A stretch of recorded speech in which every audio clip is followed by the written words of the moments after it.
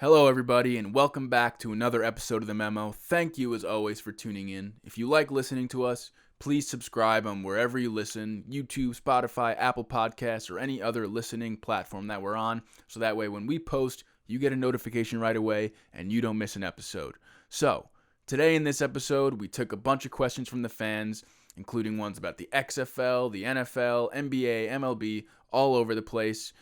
We start off the episode with just a little free talk about the Clippers and some other stuff, and then we dive right into the questions. So, we hope you all enjoy. Thank you for tuning in, and here we go.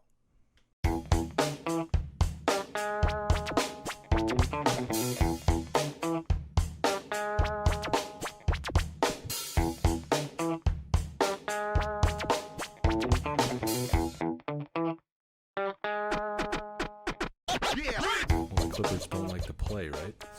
They don't play at all. Big on load management. You're one of those? No, they are. I'm saying the Clippers are. Oh, I thought you were saying you yourself are a big fan I'm of fine with it. managing the load. I mean, I don't care. I'm fine with it for games here and there. I don't want guys missing the whole season. Literally just because the Raptors won, everyone's like, if you're not load managing, it's over. It's like guys have been playing I just don't every think game that they for. need to play every game. They don't, but Yeah. like it's not all of a Especially if sudden they- like if you're not resting that you're Yeah, it is. gonna fail. It's not true, dude. The fucking LeBron's Warriors. gonna fuck himself up. Warriors had how many runs in a row to the finals? Didn't matter. They were missing games. But like if What happened a when they won guy is 79 injury and prone, 3? if a They guy lost to LeBron. if a guy is injury prone, They were then tired. rest him here. And yeah, there. yeah. And then all I'm saying. Kawhi made up an injury, but it's fine. Oh, don't start. No, I don't believe that. Yeah, I know you side with that. I don't talk about him like that. That's only corn. I say So he's don't mad. start. Are the Don't start Lakers with an that. old squad? They're kind of old, right? LeBron. They probably are the oldest team in the It's NBA. weird that AD is like 26. First Isn't he round 32? They could be the One oldest seed. team in the NBA, right? Green's probably in his 30s. LeBron, Dwight, Rondo. Dude, don't fucking talk about Rondo. JaVale. I bet you they're the oldest team. in the league. Caruso. He played excellent yesterday. Dude, he plays in like overtime and shit. Like He's good. It's just funny.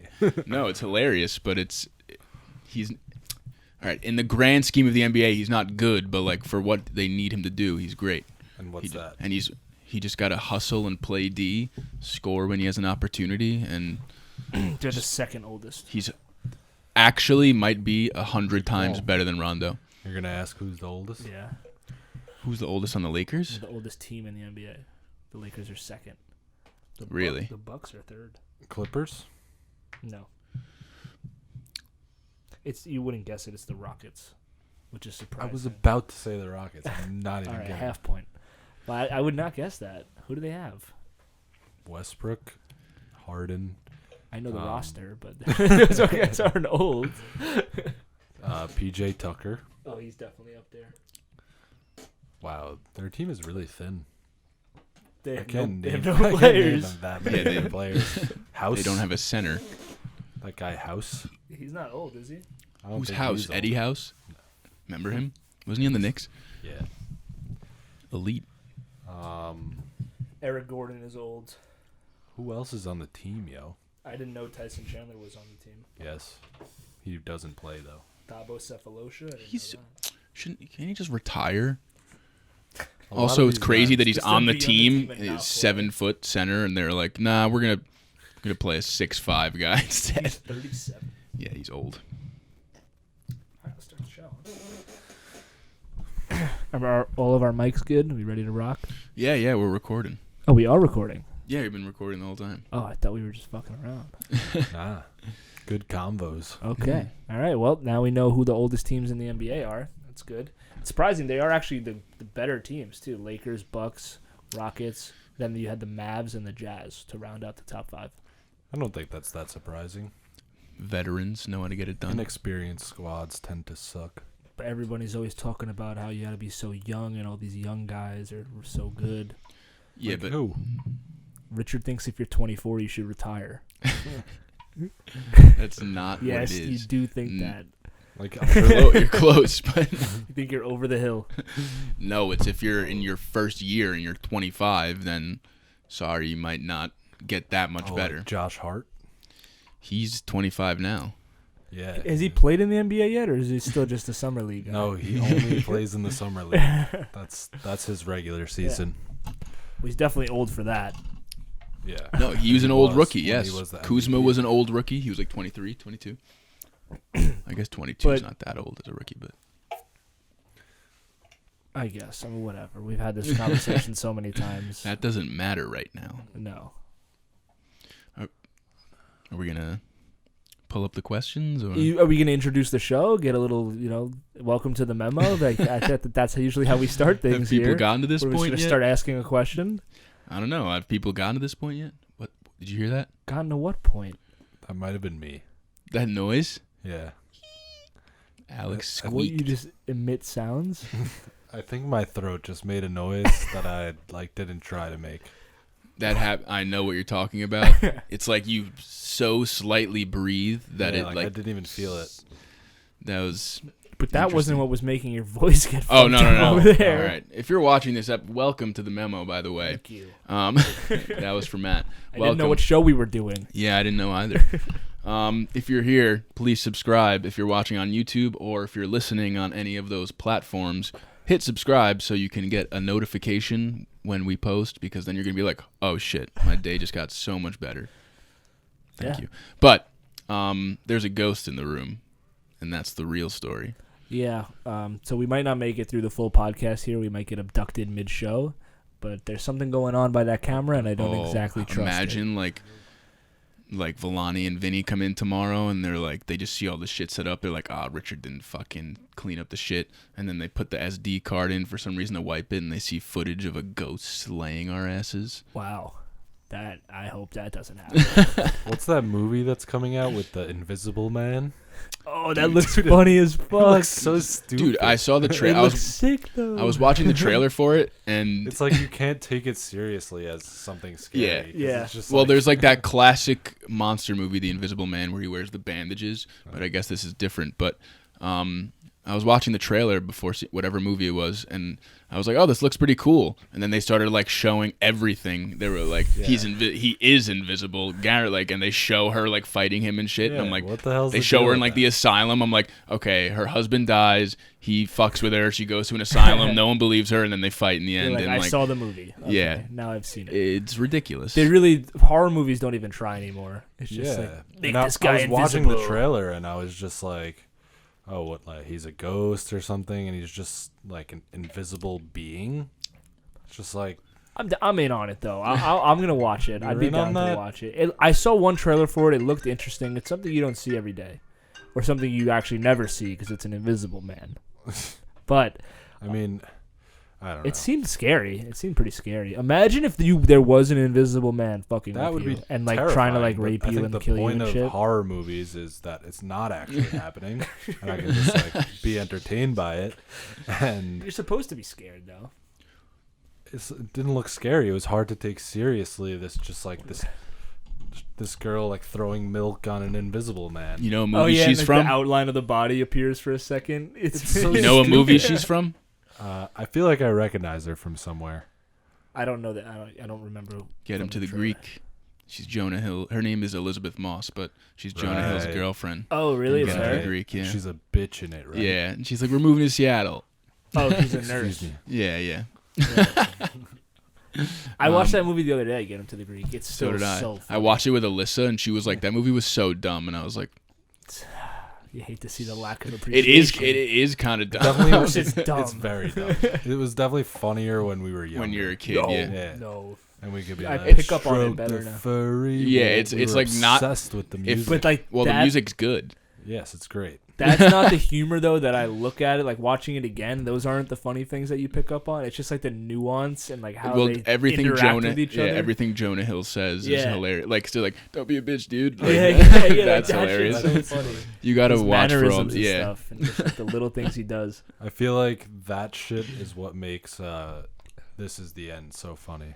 Just like, Oh, yeah. but Yeah. just the chemistry is on Yeah. another that is. level. I feel like Chemistry that and is banter and still shit. funny though if you watch it. Yes. Oh, Like I was love watching that Get Him to the fucking Greek, and I was just laughing at the shit that we all would like talk Exactly. about and like Yeah. quote all the time. but like this is the end. This is the end. I've Genuine. seen it many times, and I still It's find still it cracked crazy. up. Didn't we watch it at your house like years ago though? But it was like the first time we all watched it in a while. We were dying. In Maybe your living room, were we high as balls? probably. It's most likely this scenario. Dude, the fucking scene where they're walking into the room and they're all getting into bed with each other and like the shadow pops up and they all get scared. That shit is so fucking funny. When they kicked Danny McBride out of the house, it's so funny. What happens there? He was gonna kill them or some shit with the gun, and there's no bullets in it, and they're all like, "Get out!" Like, you know what? We were gonna let you stay. Get out. And he's like, you guys were gonna send me out there with a gun with no bullets. He's like, don't turn this on us. You were gonna kill us. Yeah. Danny McBride is so fucking Yeah, he's It's hilarious. I love All right, him. so reeling it back in a little bit here. A lot of Matt, stuff. your transitions are so smooth. Yeah, everybody knows that, dude. I know. I try my best. This is not the end of the podcast. Is that better for you? That's a good transition. This is the beginning of the podcast. Yeah. Well, it's obviously now with the football season over, hit a little bit of a sports lull perhaps in terms of content. So we're turning it on to the viewers for a couple episodes. What do you guys want to hear us talk about? Anything that you want to know from us? Anything that we can do to make it more entertaining for you? So we took a bunch of questions across our 3 social media accounts, Instagram, personal accounts, and the Memo account. If you want to submit a question to us but haven't found anywhere to do so, go to those pages. You can do that there. But we did get a lot of responses today again, which is great. Maybe I did ask everybody for a question, but they're coming nonetheless. The questions episodes have been popular. They are popular. They're People good. like And those. it's good because we get to talk about a lot of different shit, and we Yeah. can randomly go on tangents of whatever's going on. And also, Like we just did. Also, Yeah. the people who are listening are like, oh, they're going to talk about what I wanted them to talk about. Right. So it makes complete sense. But you're all idiots. Yeah. A lot of these questions were obviously repetitive because there are some hot topics going on in the sports world. A lot of questions about the XFL, the new football league started up. Alex, you went to the Gladiators game, right? You were there. You got your season tickets in order. Gladiators. You probably What? Guardians. Oh, they're the guard. Damn it! I It's not promise the I Arena watch it. Football League, bro. Damn it! That doesn't exist anymore, right? No. No, because every single Okay. They had a good secondary- run. Well, they all go out of business eventually. Like every single one of them has. Every single one. Except for the NFL. But Well, the NFL is the main one. yeah, obviously. But it hasn't gone out of business if you didn't know. You're still doing Wait, that really? NFL I thing? think so. Huh. They might have just had a game, I would've- one of those games they do. We should tune into that sometime. What is that? The Powerball? The Powerball, yeah, it's like lottery tickets. Yeah. Powerball and jackpot. No, so we got a lot of XFL conversation. It's the All-Star break in the NBA. First question: can I hit your stig? Yes, you can. Yes, you can. It's mango. It's a good one. Tropical. Make sure to tag me in the comments. Tropical mango. Lost my train of thought there because we're addicted to nicotine. Not me. Yeah, okay. Only 'Cause alcohol. you get nauseous when you hit it. Yeah, bitch. Yep, it's the NBA All-Star break after tonight, so we got some mid-season questions that people are talking about. NFL free agency's coming up. We're going to group a lot of these together. A lot of people ask specific questions about where is this player going to go, where is that player going to go. There's so many quarterbacks out in the market, so we can kind of just rattle off those names and get into that a little bit. Then we We'll got still some, shout you out. Don't worry. of course. Might just read off. These people asked about the XFL. Of course. Lift the curtain there a little bit for you. Miscellaneous sports, we got some random sports questions, and then Villani asked some funny non-sports questions that we'll get to. All right. But where do you guys prefer to start off with those different topics? What sport do we want to hit first? I guess we can start with the XFL if we're going to consider that a sport. Yeah, the main league that's going on right now. Okay. It's big stuff. Big news. The only pro sports league that is worth watching right now. We'll start off with Do you want to Chris. start there, actually? Or should we start with, like, NBA? People are probably more interested in that, right? That might be true. Let's start with baseball. Get it out of the way. I know Richard it's loves a hot it. topic right now. Yeah, it is. Today was an interesting day, to say the least. I didn't catch the conference. Did you? Mom. They're doing it again. Get him out of here. I didn't watch it live, but I was, I don't do shit at work, so I have plenty of time to just scroll Twitter on my phone and on my laptop. Watch what? The press conference. Then, do you know what happened today? So it was like the first day of spring training for all these baseball teams. So all of teams are like getting together for the first time, meeting with the media, reporting and everything. And the Astros, obviously, the first thing that was going to happen was publicly addressing the cheating scandal. So it's usually too late there. Very, very late. This is the first time they've said anything about it. It's the first time they've.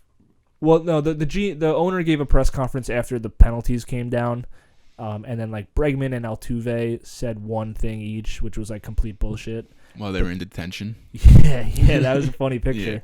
But this was like the first time that they really addressed it because so much shit came out after that eventually happened. So this was like getting it together, and it's interesting because the owner knew, or he didn't. He claims that he didn't know. The investigation said that he didn't know about it, which I don't buy. Shit. He knew.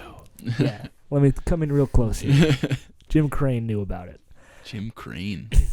Jeez. It's a cool name. It It sounds like something cool from name. Batman. I'm big on simple that's because names, the Scarecrow's name is something Crane. It sounds like one of the Robins. What are the Robins' names? Dick Grayson and No. Tim Drake. It sounds a little Tim Drake-ish. But there's actually in the Batman Begins, he's I forgot his first Is it name, Jim something Crane? Crane. Yeah, not Jim, but it's Oh. Crane. Oh, Ukraine. Yeah. yeah. So they all, and it's interesting too because it's usually just pitchers and catchers right now for every other team. But the Astros called in their entire roster to get down there so they can all be together and figure this out, which they didn't. How do we not cheat? Yeah. Figure out how to Play baseball again? No, figure out how to like address the media, and they fucked it all up basically today. But yes, we'll get into some questions here. I know we didn't get a lot about this, honestly, so it should be rather quick. But I did watch a lot of the videos, and it's really they dig themselves a deeper hole, pretty much. Which sounds impossible. It really is impressive to do that. It's Jonathan Crane, just to No. throw that in there. Jonathan Crane. So this will be Spain. baseball in general. Wait, sorry, you know who plays him in the movie? Your boy, Cillian Murphy. Yeah, Yeah. that guy's a boss. What Yeah. does he play? Scarecrow? Yeah. Damn, That I was see it. 2008 though. Never seen Batman Begins? I don't think so. Oh, all right. Well, I I don't don't think think I've I've seen that. it either. It's in the Dark Knight trilogy, right? it's the first one. Yeah. Yeah, I think I Alright. might have skipped that one. I, know, I gave enough Batman today. Go check it out. Yeah. So this is an interesting question from Corey Densing. What is the over-under of Astros that are going to be hit by pitches this season? So, like, if you had to pick a number that you would have to bet the over-under, like, what number would you start it at?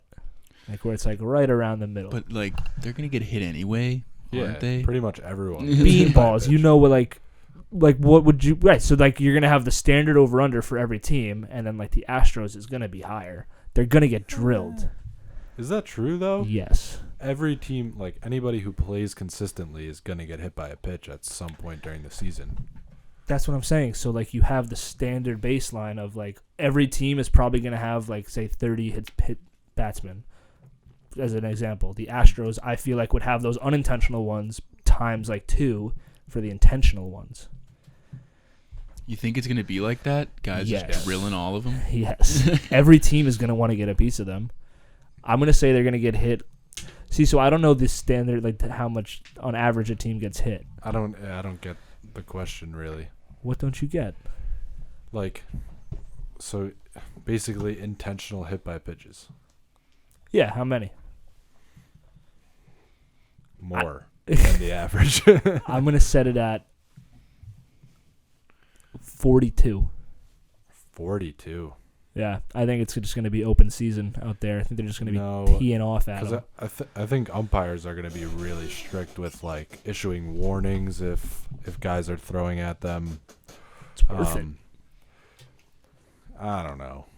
Get your number 5 starter out there, just fucking drill him once, and then get the real starter in. No, but then he might sue the Astros for ruining his career in that case. That guy, you know what? That guy's ridiculous. He's got a case. It should be a class action suit. For who? Just people that were affected by it. The Astros profited so much off of it. Everybody made money at the expense of other players.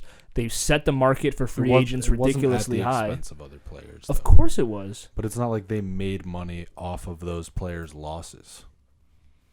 Okay, so you have Marwin Gonzalez, who was a free agent this year. He had the most amount of bangs on the trash can over anybody. Like, they used it the most during his at-bats.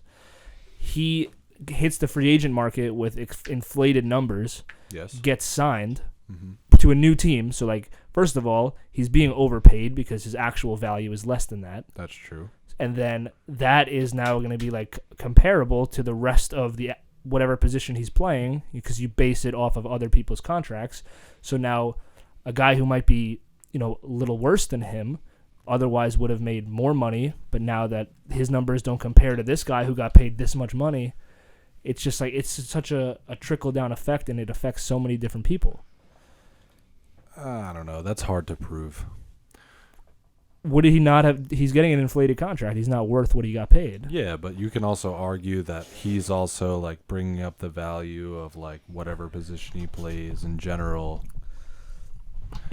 It's tricky. I don't think there's any something grounds to it, though. I don't think there's any grounds to sue the Astros, especially for this Bolsinger guy he's not a good player. Like, a lot of players pitched against the Astros and they got hit and they let up runs, but they proved themselves against the other 30 teams in the MLB. Like, I don't think this guy has a case saying that they ruined his career.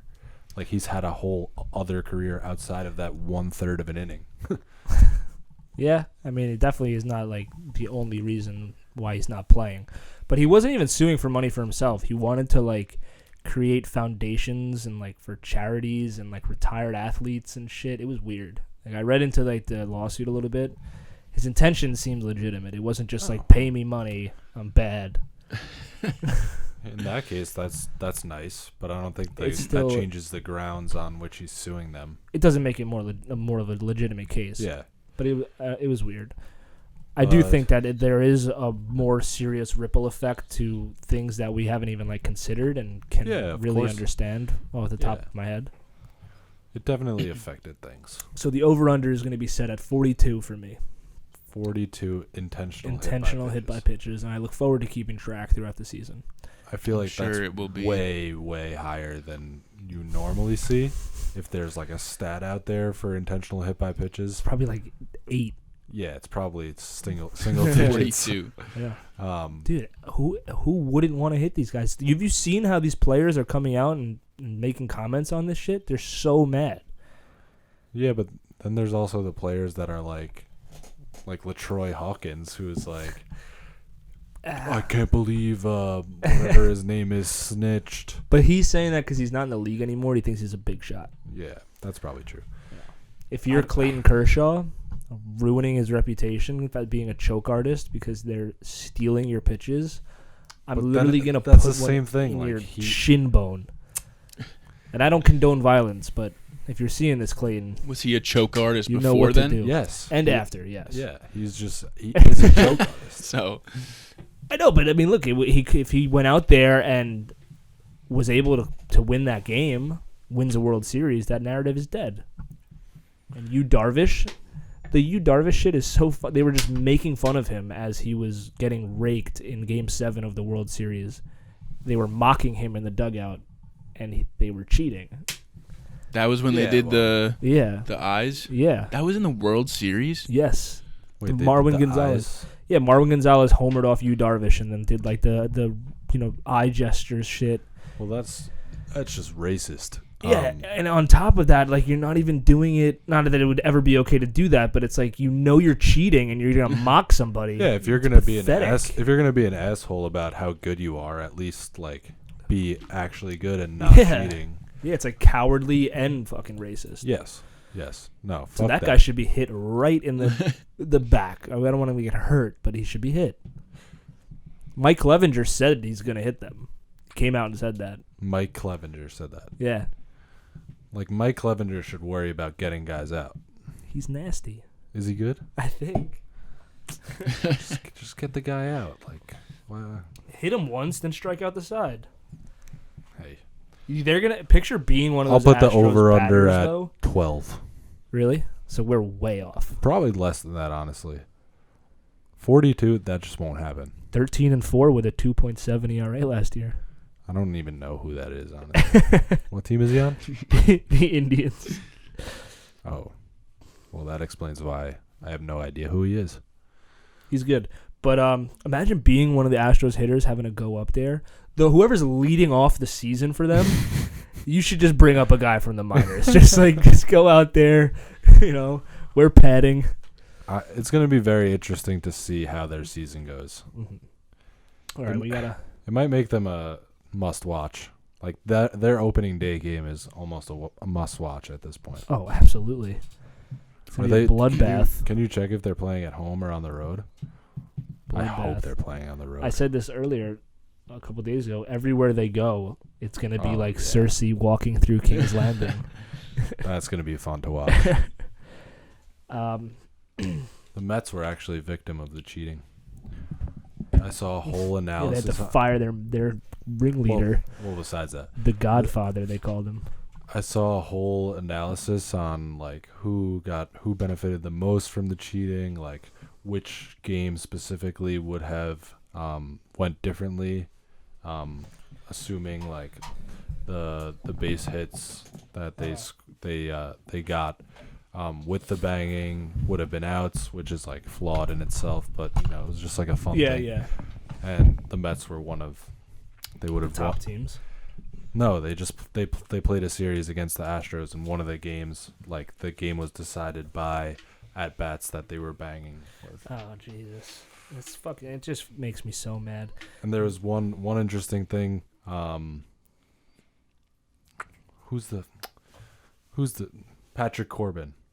He was like throwing a no-hitter against them, and supposedly he was very close to throwing a no-hitter, and on the banging he gave up a hit. Really? Yeah. They're doing that. See, that's like not. Then that's worse than bunting to break up a no-hitter.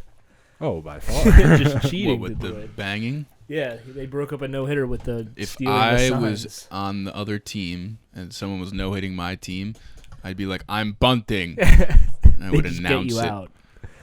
They just run up. You're lying too. I would bunt. Fuck that guy. If you were a baseball guy, you would never let yourself. I don't know. I'm not getting no hit. I'd just be like, I'd get a hit. I'm seeing the ball hit the bat. All right, moving on here. To answer your question, the Astros are at home to open the season on ESPN against the Angels. Of course. They should move. What's else on the MLB docket? Anaheim. Yeah. On the MLB docket, this is an interesting question by Sam Yost. What player will take the next step and rise to superstardom this season? In the MLB? Yeah. Interesting. There aren't any superstars in the MLB, according to Trevor Bauer. So who's taking the top spot? Luis Castillo. You mean somebody that's just going to be like, I don't know, like step up. They can make his first All-Star game. We can go hometown guys. Make his first All-Star game? That's, Ascension. I'm going to go. There's probably All-Stars from last year that I have no idea they're in the league.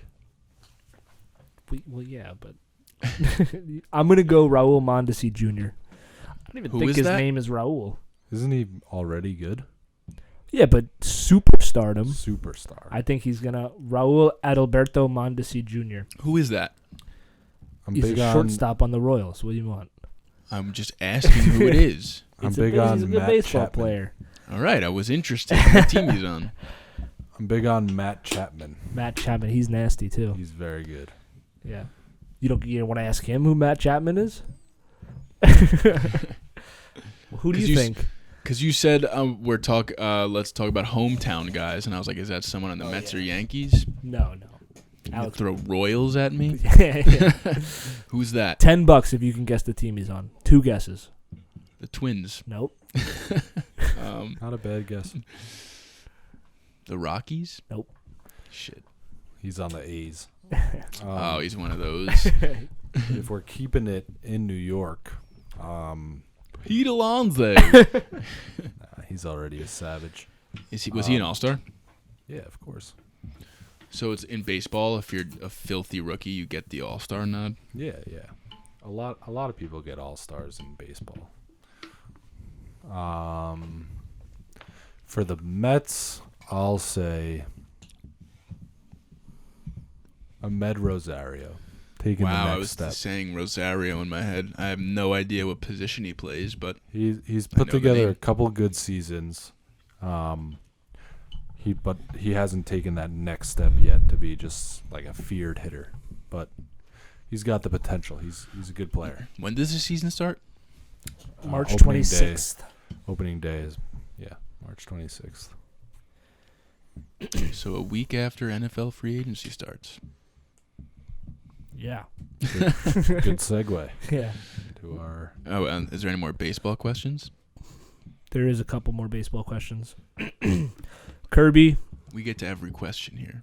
Kirby obviously showing that he doesn't listen to the podcast. What team will have the most surprising season? We've talked about this a couple times. I think it's the Mets. Alex thinks it's the Tigers. So we're going to move along. Wow, you guys said that? He didn't say the Tigers. They're the worst team in the league. Did you say the Mets? I did say the Mets, yeah. Boy, do I not listen when you talk about baseball. Yeah. I think the Mets are a good choice. They're Are starting they going to to be that surprising? I feel like people That's what I was going to think say. they should be pretty good. That's what I was going to say. Yeah. They're starting to get a They little won hype. 86 games. They're starting to get a little bit of a hype now, so I don't know if that is a good answer. 70 wins. A little bit of a hype, I think, is pushing it. I hear a lot of people talking about them as dark horses. They're a good pick for that.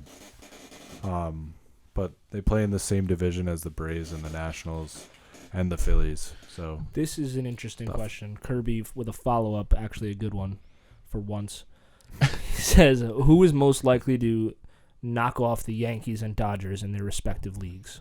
Since, Nationals, right now the prohibitive favorites are the Yankees and the Dodgers to meet in the World Series. right? So the defending World Series champions, I think, are a good choice. Washington Nationals in the NL. I have no reason to believe they won't put together another really good campaign next year. In the AL, you got nothing there. There's really, the AL is really bad.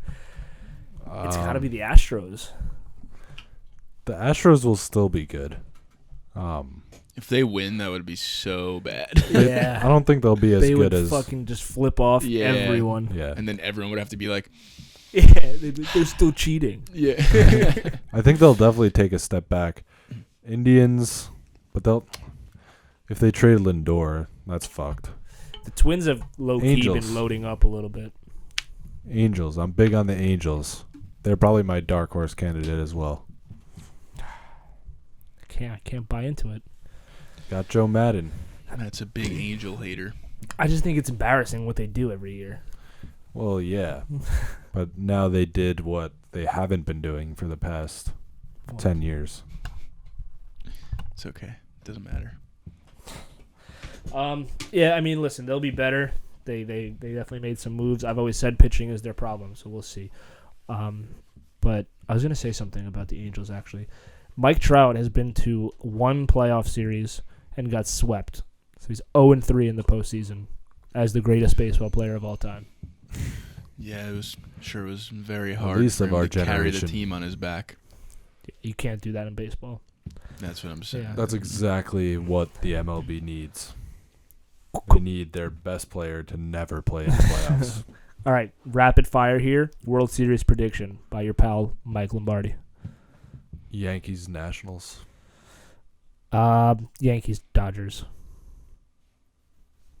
Come on, spit I some. don't know who's in what, so I'll say You don't even know the leagues? I don't know who's in what league. I'm gonna say Really? Yankees, Mets.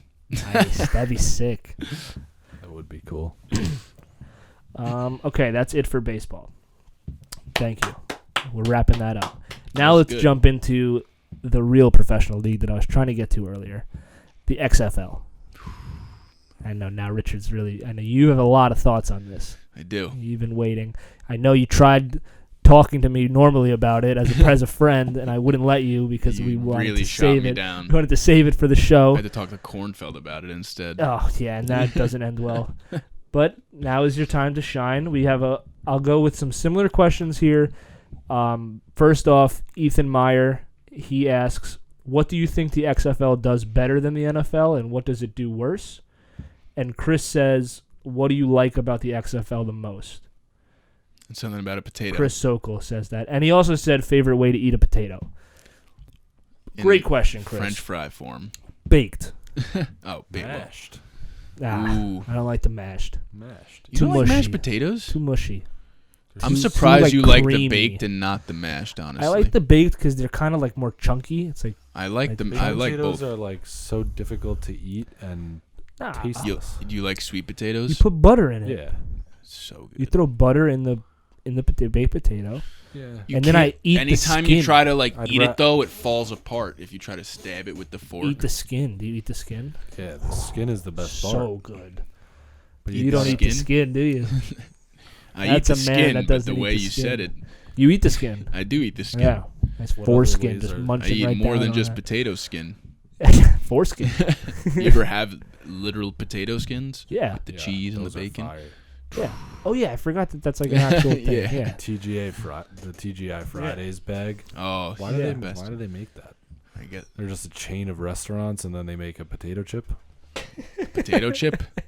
skin. Isn't there a potato skin chip though? Yeah, that's what I'm referring to. But that's not Fridays. Yes, it is. Is it the ones you get at 7-Eleven in that like matte bag? I remember I used to buy them from school, Oh. so they might be like not. And a they're thing not like anymore. they're like those they're like those long ones. You know what I'm talking about? It's not like a round oval chip. It's more like long, like a snowboard. I'm talking about the Like a ovals. plantain. Whatever they are, they taste really fucking good. Yeah, they're fire. All right. Okay, so the XFL. What do you like the most about it? What does it do better than the NFL? What does it do worse? And Spence ING, Big. my boy, That's our. We love you, Spence. Thanks for the. thoughts on the Thanks first for the support. thoughts on the first week of the XFL. Alex, He was that actually the very first sweet. one to send in an XFL question. So shout out to Spence. Always Okay. a loyal supporter. And Mike Schisler also asked, he got two questions. So one is similar to this one we can actually answer separately. Is the XFL just the AAF Volume 2 or something different? Is it the real Last Chance U? Which is actually an interesting question in itself. But thoughts on the XFL in general? I like it. Okay. I don't think it'll be the AAF Part 2 because the AAF was just it was a catastrophic failure even for like the folding of a sports league. It was just it was bad even by those standards. Do I think it'll survive for like a few seasons? Probably, because they have a very wealthy. He's not a billionaire, is he, Vince? I think so. Billionaire backing it. I wouldn't be surprised. So they won't have the same funding issues that the AAF will. But $2 billion. Yep. $2 billion, that's a lot of money. And he's pretty adamant about being willing to like put a lot of money into it, which is obviously important when you're starting a sports league.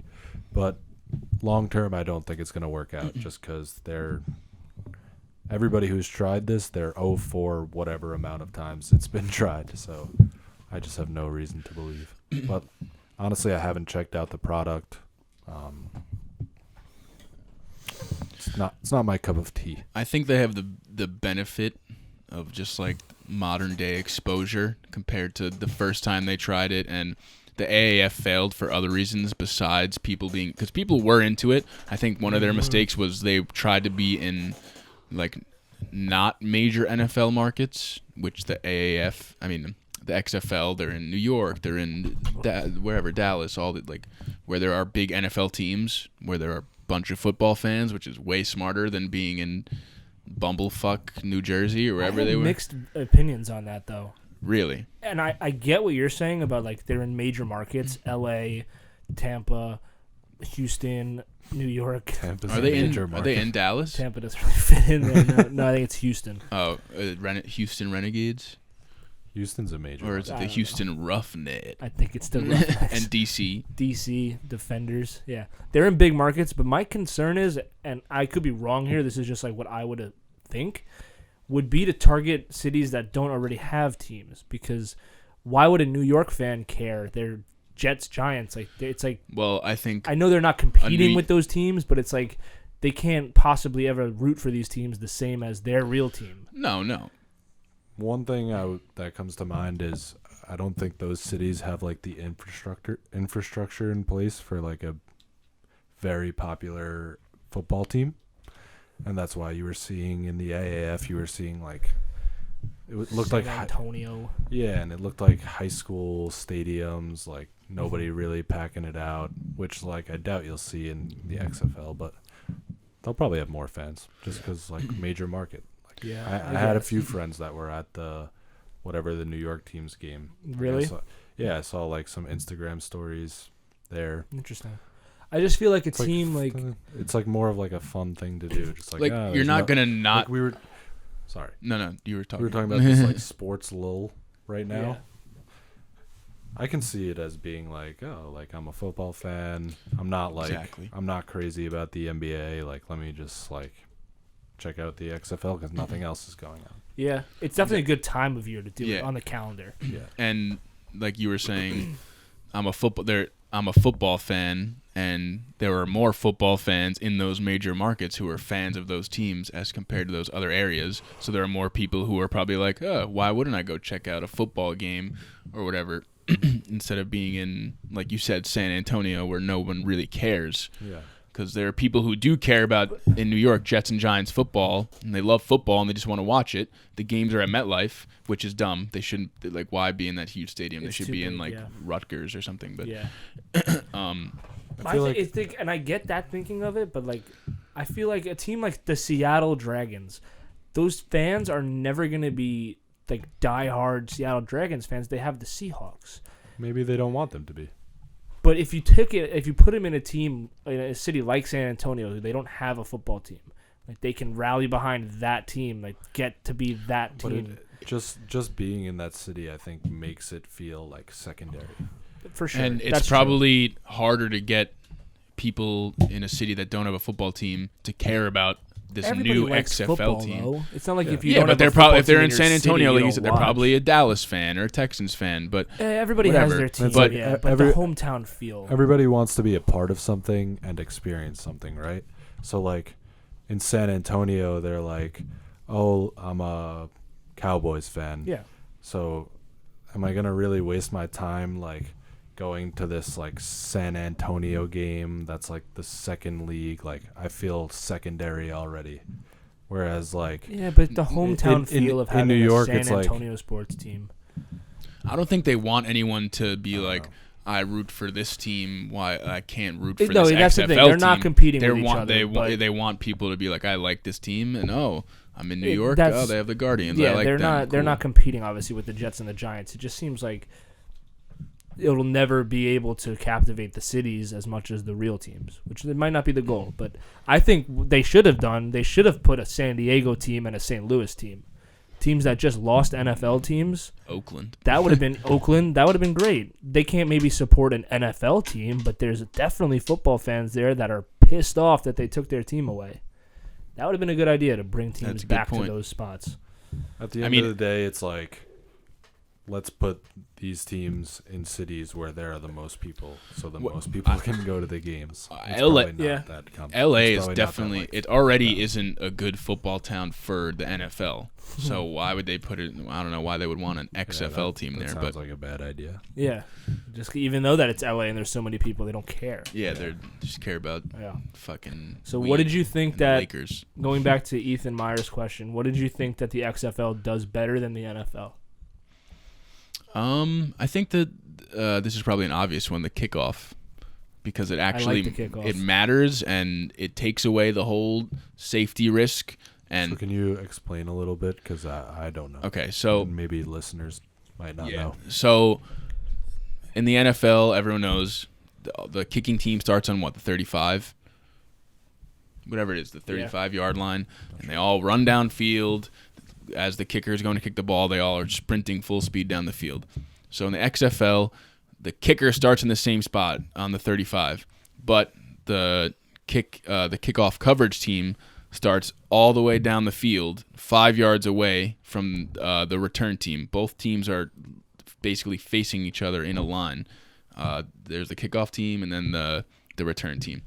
So the kicker kicks off the ball, and nobody can move. Neither the return team or the kicking team can move. Only the returner and the kicker can move until either the returner catches the ball or the ball is on the floor for 3 seconds, which will probably never happen. But so once the returner catches the ball, it's live action. Everyone can go, and it takes away the high-speed collision, and it also makes the kickoff return actually like meaningful. Like you're gonna return that kick, and now I thought it was kind of dumb at first, but watching it, I kind of liked it. I thought they were just gonna like you hit a block and, and you're gone, like it's just a line of people, but that wasn't the case. But I think it just brought like that aspect of the game back. You know, there's a strategy there now. You can try and like finesse a good instead of just the kickers booming it out of the end zone. Touchbacks, and I'm pretty sure there's like something to deter teams from trying to do that with like kicking it in the end zone. Isn't it like you get it on? If you kick it out of bounds, you get it on like the other team's 40 or something. That might be with punts. 40. Okay. So there's like some whole weird ass rule with punts. I don't know. It's like the rules they want teams to go for it on fourth down. Right. So if you kick it, if you kick it out of bounds and it lands out of bounds at the 10, in the NFL you would get it at the 10, but in the XFL you get it at the 40 or something, or the 35. Like they don't want teams to punt. In the NFL it's a penalty. No, that's a kickoff. Not a punt. You can punt it. Yeah, out of bounds. we switched to punts for a second, but I think they do the kickoff better. Yeah, I like that the whole 5 yards apart thing. It's such a great solution for the player safety issue. They're just running at each other from 5 yards apart. It's straight up blocking. Yeah, it's just blocking. Nobody's getting like. Think about it. How dangerous it is. You have 10 guys on each side going full speed at each other. Yeah. Like, it's ridiculous. Kickoffs are super dangerous. And they were just it was literally only in the game just to be like, we still kick off. Yeah. Like, don't worry, we didn't get rid of it. Yeah. But that's a great solution. 75% of them are touchbacks. You think that the NFL will take that eventually? I think that's going to happen. They should. So that's something that they do better for sure. I don't think they do the whole extra point thing. You can't kick. It's like interesting for the XFL. I wouldn't want to see the NFL do that they do the 1 2-point, the 1 pointer, 2 pointer, 3 pointer thing. But so what's that? So after you score a touchdown, you can't kick an extra point. You have to either go for 1 from the 2-yard line, for 2 from the 5-yard line, and for 3 from the 10-yard line. So basically, if you're down 18, it's a 2-score game. You can score a touchdown, get 3 points. Score a touchdown, get 3 points. So they said there's a whole go online, type in XFL rules if you really want to like see them in detail. There's a whole like video with graphics and stuff, and this Herb is explaining it. The XFL guy, I don't know what his name is, but sounds like it should be you. I've watched the video multiple times. Actually. Vince, give this guy a job. Hire him. But yeah, so I think that's pretty cool. There's enough to differentiate it. Yeah. But it's also it's still football, you know. What they do worse than the NFL? They're just worse Nothing. players. Play football. Yeah, they play football worse for sure. I saw a handful of receivers dropping wide open passes. You had quarterbacks missing. What? Just throw the glasses on right in my face. It was funny. Like you were just like really zoning into what I was gonna say. No, but I saw receivers miss some plays. Quarterbacks missed a couple throws. But, I mean, it's week 1, so we'll see. A lot of these guys hadn't been in football for the past couple of years. Give them the benefit of the doubt. There were guys making nice plays out there, too. So the rust is going to wear off throughout the season, and we'll see. But, obviously, the level of play is significantly less than the NFL. But there's football in spring right now. So I thought it was entertaining enough, and I think they're going to be able to be at least as entertaining as college football. And I don't watch college football, and it's mostly because I don't know all the players and like what happened. They're in double overtime. Clippers Celtics? Yeah. Damn. I have Clippers money line. Freaking out over here, man. I don't watch college football mostly because I don't have an attachment to any team and I don't know all the players. And they're worse. But all these players that aren't going to be anything in the NFL, and this is what I was going to say I kind of said it the other day. Like all these guys who are like fourth round pick, you can kind of make it, but like 5th, 6th, 7th round or undrafted free agent, all these guys who like they're sitting on the bottom of rosters until they get that one opportunity to play. I think you're going to see if the XFL succeeds and starts to get more money into it and they can pay guys more, you're going to see those type of players go to the XFL where they can actually play and get stuff on film and still develop as opposed to sitting on the bench and doing nothing. Practice squads. Yeah, but I think they're obviously still talented players. You see them play in college, and they can put on a show. So I think you're going to get somewhat of an influx of talent there. Like right now, they're just like the rejects of the NFL. Yeah. But I think they're going to be eventually, if it works, like these college players who just don't have that opportunity yet, and they still want to, get better. Like I feel like I'd rather be on like a bottom of the roster guy in the NFL. It depends how much you're getting paid. Like if you're a top player in the XFL and you're making a few mil, eventually, if it gets to that point, as opposed to a 7th round pick who makes $500K or whatever it is. I don't know the contracts for a late round pick, but I'm sure it would just make more sense. You're still playing football, and you could still getting paid more. Yeah, you're getting paid more, which is why you should go for that if you're going to play football. And it's a chance to showcase yourself, exactly. too. If you really believe in yourself and you're not getting a chance in the NFL, go tear up the XFL for a little bit, get yourself another shot. It's just like the G League. By best case scenario, it's like a developmental league for these players who aren't good enough right away to make the NFL, which I think that there's a place for that. Only thing is, like, organizationally, it's not connected. No, so it's not. They tried to. I think they were trying to talk about something getting involved in like a filter to the NFL, but I don't. As of right now, they're separate entities. College, though, obviously the level of play might be similar, but the college has its own the tradition of the teams. No, I know that's what I'm saying. History, They don't have that all behind it, but I'm talent wise, like you can still have a good game. That's like a lot of people I know it's not obviously not on the level of the NFL, and the AAF most of the games were bad. It was just all these guys really suck. I think if this succeeds, they can get to the point where there's enough pretty talented players that are all in the same realm of. It's not like a few teams are far and above better, they're all in the same talent pool, so they can put on a good game. Right. But they'll never be as talented as the NFL, ever. I think the whole aura around this is definitely much better than the AAF. So yeah. I'll give them that. They actually, and I talked about this on the Lions Den. I was reading that their average viewership was 3.3 million for the weekend, and there was only one game under 3 million viewers, but I don't remember which one it was. It was 2.9, but the rest, and that what I was reading the article, that's considered good for what they're doing and where they air, I guess. But the challenge isn't, because it's easy to get people to tune in to week 1 of a new sports league. But will people be tuning in week 7? How many weeks is it? 10? Yeah. Yeah. That's so can you keep the interest? We'll see. That leads us into our next question. Good segue. More towards the college aspect of what you were saying, but this is what I mentioned this today, and this is also or not today. We talked about it briefly the other day, and Mike Schisler asked this also. He said, "What is the cast's take on the talent in the NFL?" He says, "I feel like LSU could win some of these games." The XFL or the NFL? XFL? Oh, you said NFL. Yeah, the talent of the XFL compared to the best college team. We talked about this for a little bit, but I don't think they could beat them. What? I don't think they could beat them. LSU? No. Why? I don't think so either. Joe Burrow would be the best quarterback in the league right away. Is that even true?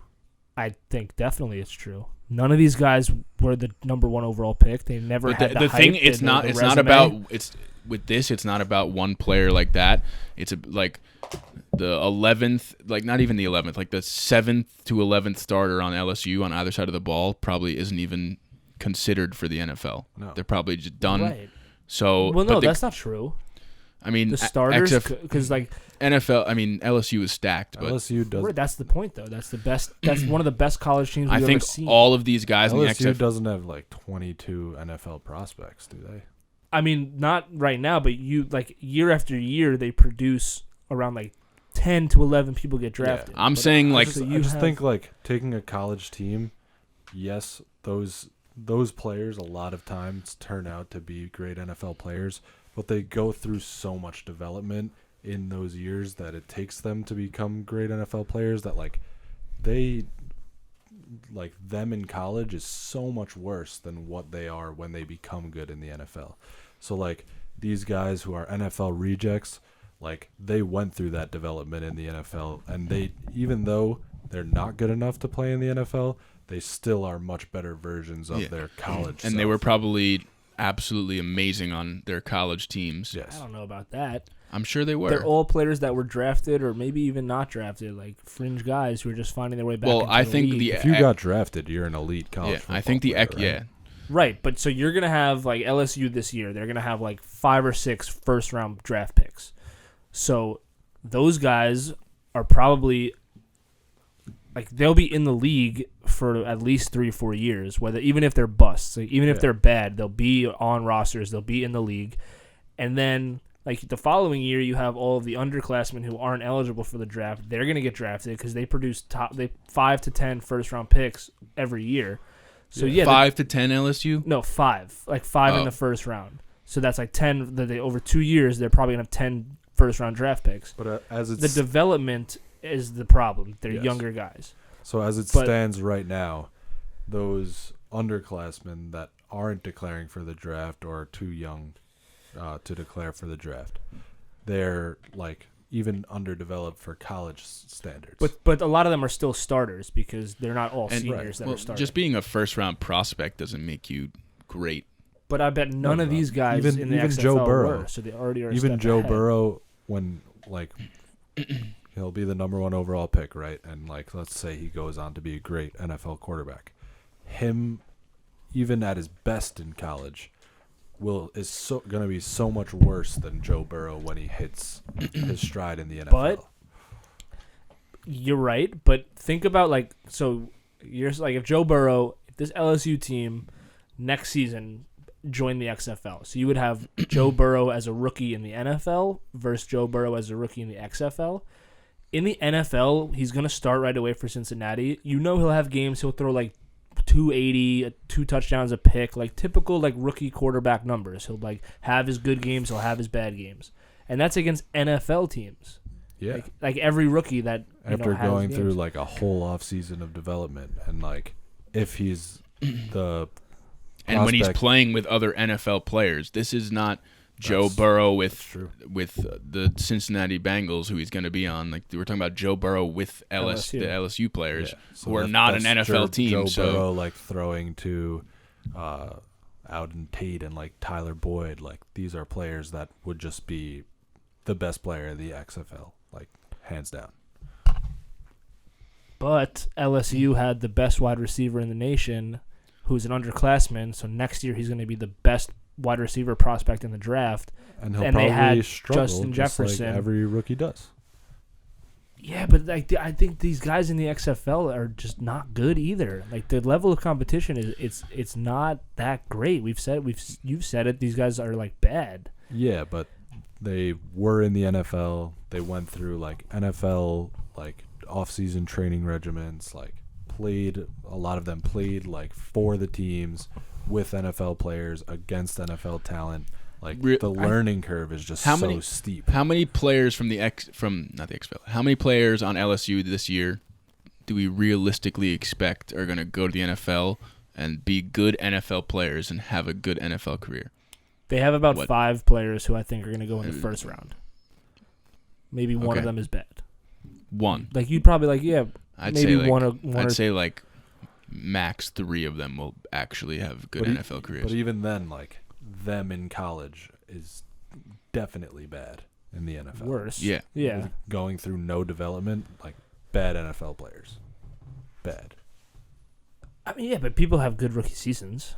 Yeah. Yeah. After like development. How much are you developing in an off season? You're learning a playbook. And you're not going to see only the best players have like the rookie of the year, like that player and he also was ready to go. But like Alex is saying with the experience, not only are these players that have played in the NFL that are in the XFL, they're former NFL coaches who are running NFL schemes.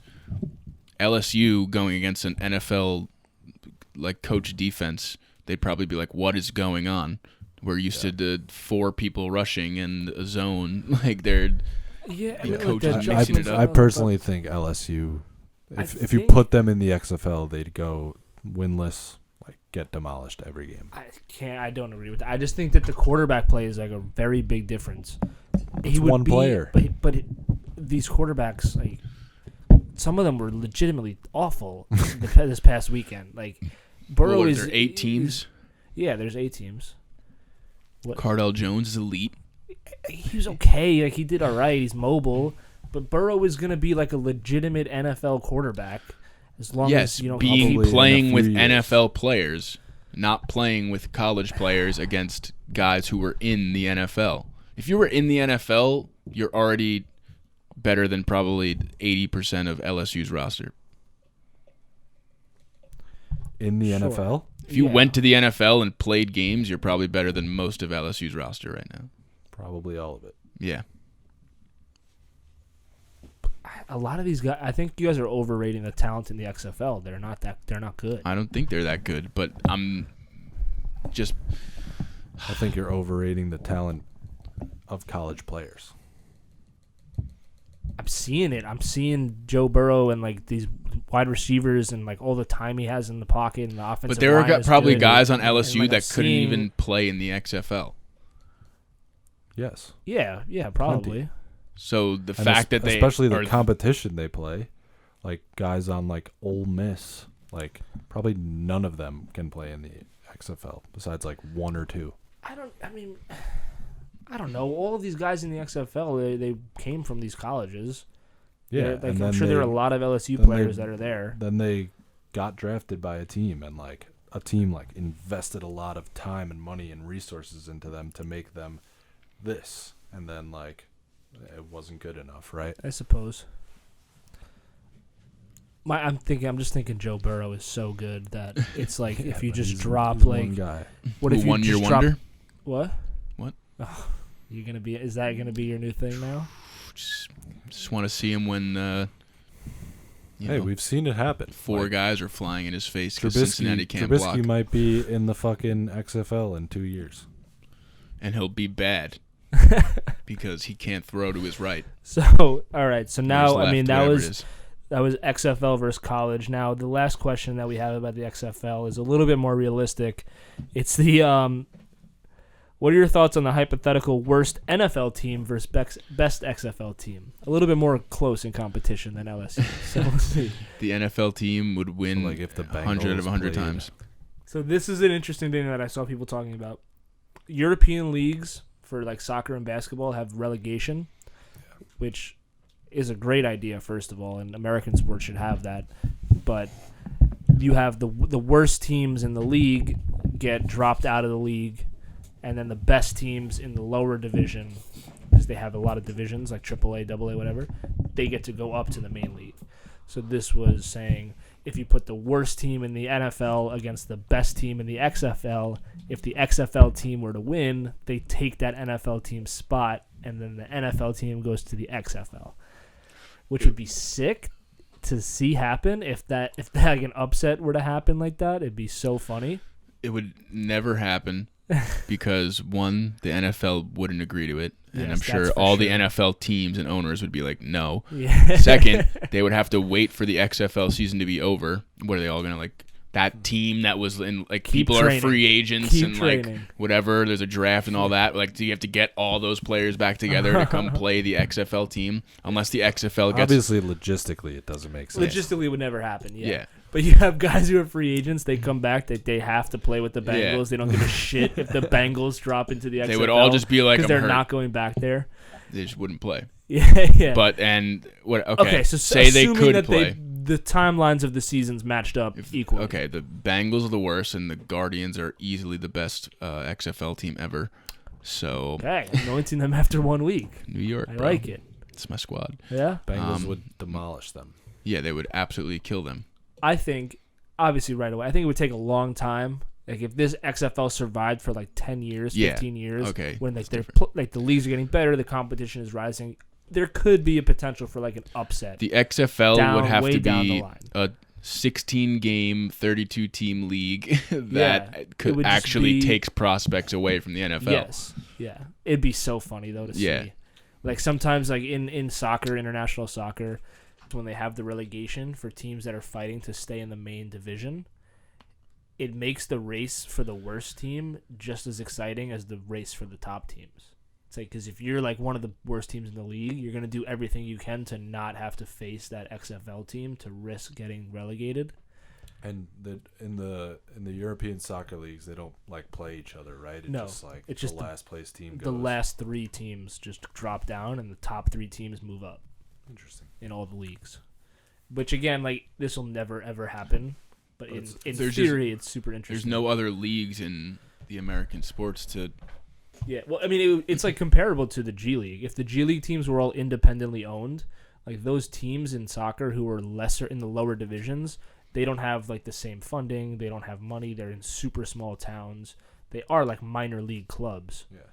But they just get a chance to come up every now and then. And some of them, all you have to do to stay there is not be bottom 3. So a lot of the time they come in like bottom 10 or something, but they surprise some people and they stick around for a little bit.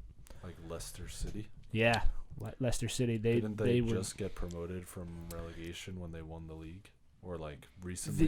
they were a recent team and they just shocked the world and won the league. That's the craziest thing. It would be really interesting though to see that happen. Baseball would be the closest you can come to it with all of the different divisions that they have: AA, AAA, Single A, all that stuff. Yeah. I'm sure there are some good like AAA teams. Yeah, but they're just owned by other major league teams, so it doesn't Yeah, matter. they'd just be like, nah, Yeah, we're not going to switch. If you come in last, your AAA team should replace your major league team. All right, so that pretty much puts a bow on the XFL. I'm looking forward to week 2. Yeah, me too. NBA now. There are a lot of NBA questions. So I'm going to have to cut out 4 of Oren's 6 questions.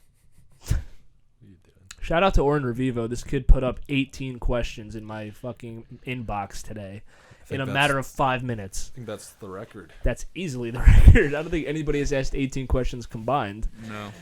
But some of his were actually pretty interesting, so I threw in a lot of them. First off, we can start with the guy we just talked about. And actually, no, because we did talk about this on the last week's episode. You can go back and take a look at it. Can Zion catch Ja Morant in Rookie of the Year? It looks like yes, but we had a further discussion on that.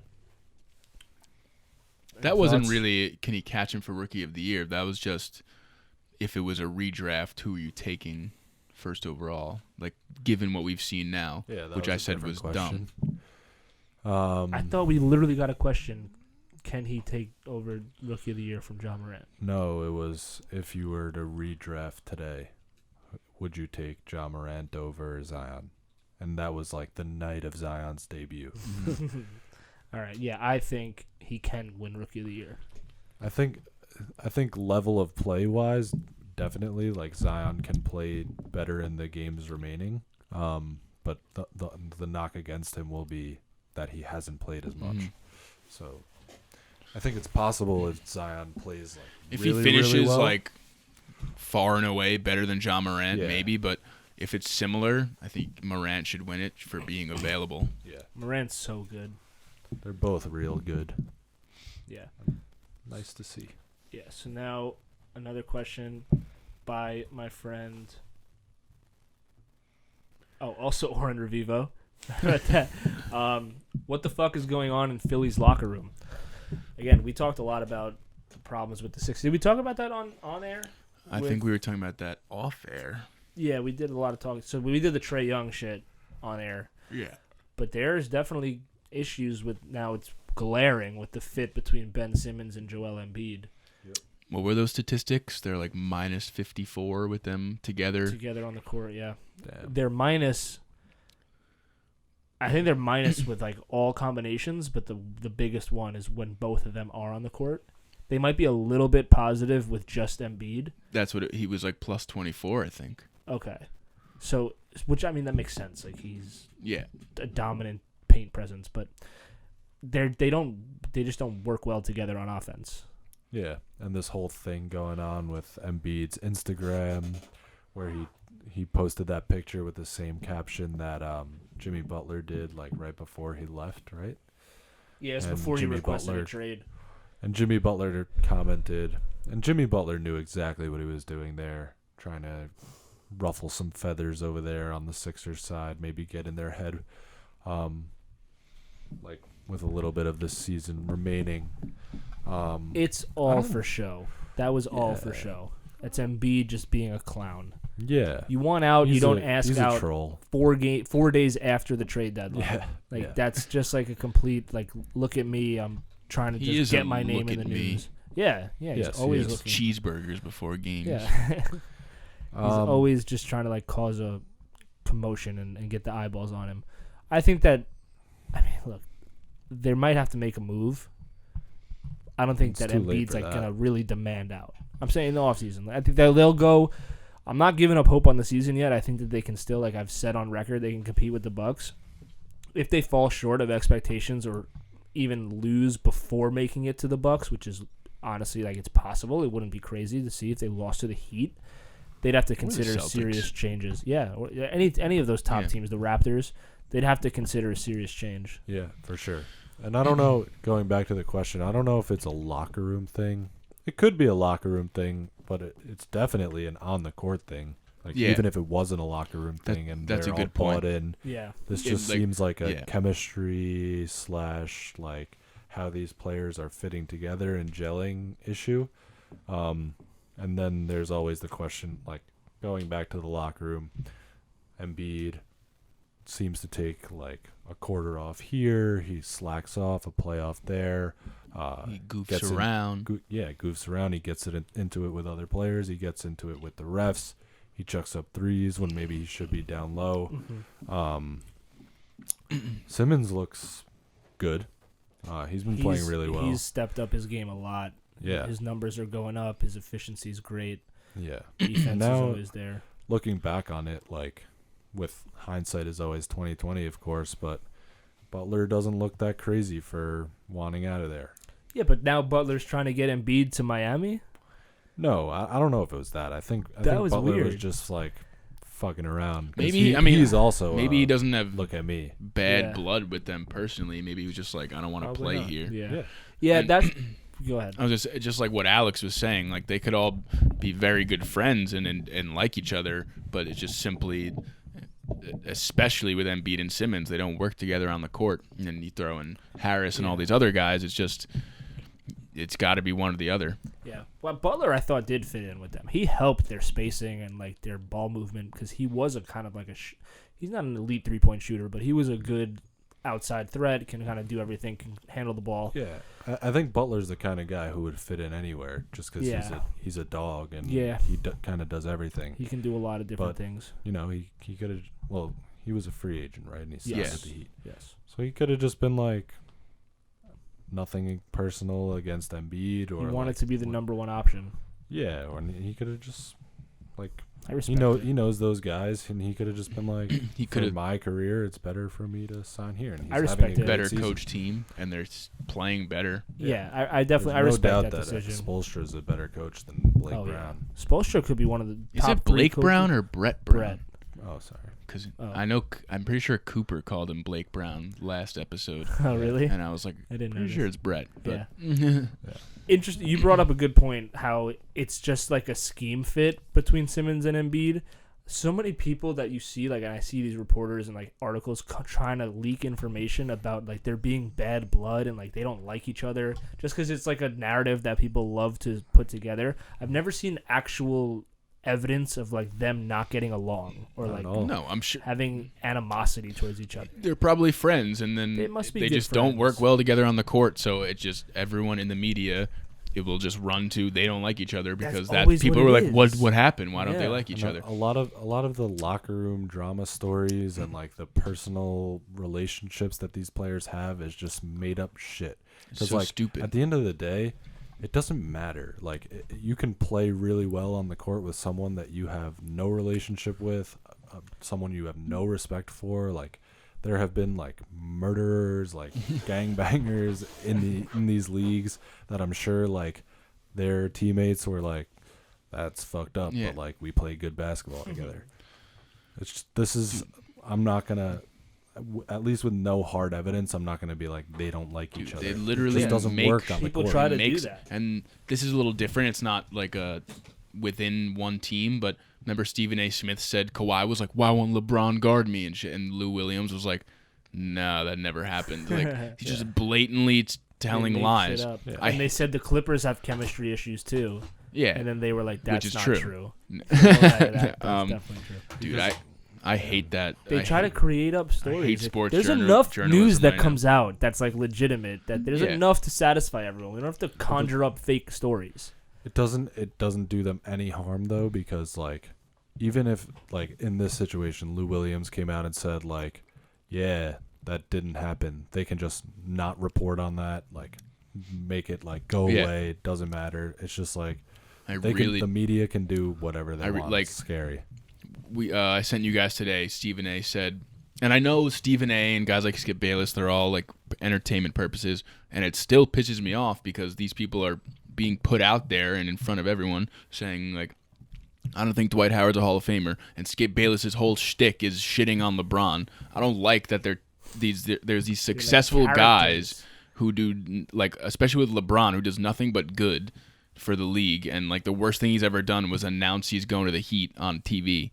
And like this guy Skip Bayless, his career is, I'm gonna shoot down everything this guy does because everyone tunes into me for that. And I don't like that that's pushed in the media and it's a whole thing and it's like, oh, Skip Bayless so funny. Like he shouldn't be intentionally shit on. He's Skip a great Bayless guy. Is a like meme at this point, his at least his hatred of LeBron is just a full-on meme. It is, but I still think even though it's like accepted as a joke, I still don't like that it's so like popular. Like it shouldn't be. It's almost as like it comes across as just as out of touch as like Donald Trump does when he like tweets. And it's just like LeBron does all this nonsense. Like hard and great work and does all this like really amazing shit, and this guy just gets like in the media and spotlight because he's like, nope, he's bad. And if you asked him seriously, he probably has no real animosity towards LeBron. Not at all. But that's what exactly. Yeah, like he's just I'm gonna push myself forward. Yeah, it's annoying. Yeah. And like LeBron is just A1, so he probably like understands that this is Skip Bayless's job. So he's just another breed of human, so he can just be like ignore that, which is it's just and like respect to LeBron. I'm sure he's just like fuck it, whatever. I don't have to say anything, deal with that. But like it's just crazy. Like picture being that and someone's like, I'm gonna build my reputation off hating on you just for whatever. Inhumane. Yeah, it's crazy. And that's one of the most popular sports shows on TV. It's an entertaining show, though. It is, but like I like. You can be entertaining, and like he doesn't have to do that at every turn. Like he can like eventually be like, okay, he's great. Yeah, like he doesn't have to fucking hammer home that he hates LeBron and that he sucks. Like it's very hard to take it seriously, and it makes you wonder like all these people who are following it, like do they not see that it's all just like a joke? Like, and when you watch it as a joke, it is funny. Yeah, if you look at it that way. But it's not presented as a joke. No, it's not. But you can see sometimes he'll like smirk when he's saying shit. Yeah, absolutely. You can see that. It's just ridiculous. You can see that And he's it's jacked. disingenuous sometimes. And he's literally literally he's a genuinely very funny man. Like he's what he's his job jacked. is. He is jacked, and his job to be entertaining, like he's good at it, and so is Stephen A. Smith. Stephen A. is not as bad though, because No. I think Stephen A. believes the shit that he's saying. Yeah, absolutely. He does. He definitely. speaks with so much I conviction. think Yeah. Skip would be fine if he didn't like. He'll tweet like, like if like, just an example, like Reggie Jackson makes a 3, and he's like, why LeBron would never be able to do that. Like, like come on, like whenever, like you don't have to just bring him into everything. That's why it's like so. He does that with Tom Brady too. What did he say the other day? Like during the playoffs, he was like something about some team that had like weapons or whatever, and he was just like, if Tom Brady had those guys, he'd be in the Super Bowl too. No, it was like teams. It was like if he had Michael Thomas and AJ Green, like like all players all over the league, like they'd win the Super Bowl. Yeah, probably they would. AJ Green wasn't in the playoffs though. So. It was something about Michael Thomas. But it was like another player on a different team. He was like putting all the players from different teams on the Patriots. Like if he had all them. Didn't he say? He said Travis Kelce. Didn't he say Travis Kelce? Oh yeah, I think it was Travis Kelce. Yeah, if he had Michael Thomas and Travis Kelce, he'd probably be no one, both of those guys. So. All right, let's move on to the next question. There's a couple more NBA questions to get to. This one pretty generic. We touched on it, similar to baseball. New question, new person that be coming in. Maybe listens to the show. If you do, appreciate it. Keep tuning in. Bar Itzhak asked us a question. It says, who do you think is coming out of the East and West, and who's winning it all? In the NBA? In the NBA, yeah. So just, you gonna look right at me? I mean, you know what? I wonder where you're gonna go with this. I got Bucks in the East, Clippers in the West. Ooh, woo! Bucks win the NBA it's championship. Spicy in here right now. Which way do you lean, sweatshirt boy? When's the last time you didn't wear Lakers gear on this show? Because people only buy me Lakers shit, so that's my entire wardrobe. It's a nice sweatshirt. This is so comfortable and nice. It is nice. It just what happens is that like we were just recording the days that I always wear this, which is every day because we do Tuesdays, Wednesdays, Thursdays, whatever. Well, day if you look at the Lions, then I'm probably wearing this too. But I have 5 Lakers sweatshirts / jackets, so I'm probably wearing one of those most of the time. It's nice. I just wonder which way you lean. But so you've got Bucks Clippers and the Bucks winning? Yeah. Okay, I'm going to take this is tough. I mean, the Bucks, if the Bucks don't make it to the finals, it's a huge disappointment. Yeah, I feel like that's a universal thought. Yeah, but I feel like it's possible that they slip up. Absolutely. Because the way I touched on this last week, the way that the Bucks style of play and Giannis's just overpowering nature, I think it's built better for the regular season when he just like pops up on the schedule and you can't really like focus too much time on it. It's like, oh, he dominated us that game, and then like the role players, like they were in their zone. If you can game plan for him for a 7-game series, I think it changes things. I think that's super valid. Which we saw with the Raptors last year, how they were able to cue in on Giannis. The Bucks went up 2-0 and then lost 4 games in a row. It takes a perfect game plan to beat them, but I think the Raptors and the Sixers in the East will give them a good battle. I'm going to go Raptors, Clippers. Raptors. That would be insane. The Kawhi revenge series both ways. Raptors trying to beat Kawhi for leaving. Kawhi trying to ruin the whole country of Canada. Siakam trying to be the best player in the NBA. Yeah, there's a lot of good storylines there. I think Clippers over the Raptors in the finals.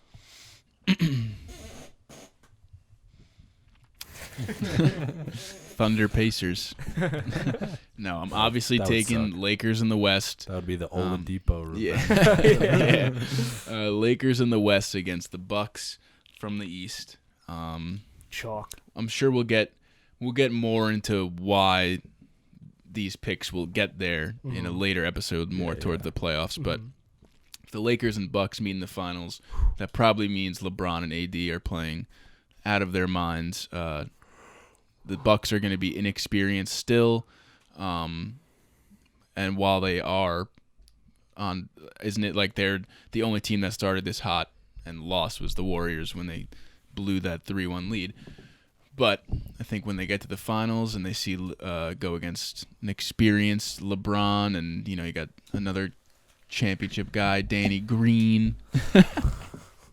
No, but I just think... Sorry to cut you off, but this is shining light on my own wrongs in the past. But when we were arguing about the Lakers' upcoming season and why we should have doubts, I was saying you were saying exactly this, guys with experience, Dwight Howard, JaVale McGee, Danny Green all played in championships, Rondo, and I was saying who knows if these guys are even going to be on the team come this point in the season. And boy was I wrong. And we can credit obviously the team, but Frank Vogel has done a real nice job. Yeah, and they're the 1 seed in the West, which is obviously a huge accomplishment at this point in the season. They've struggled a little bit against the top teams, but pretty sure them and the Clippers have the same record against teams over 500. So it's not like everyone makes it seem. And before I say this, I know Paul George was out, Kawhi misses games, whatever.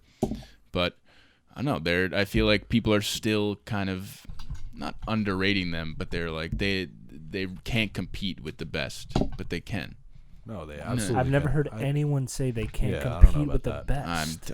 They from are what the best. I'm pretty sure people don't think they're the best. I don't think they've been the 1 seed the entire season. Yeah, but everyone's they didn't get Marcus Morris.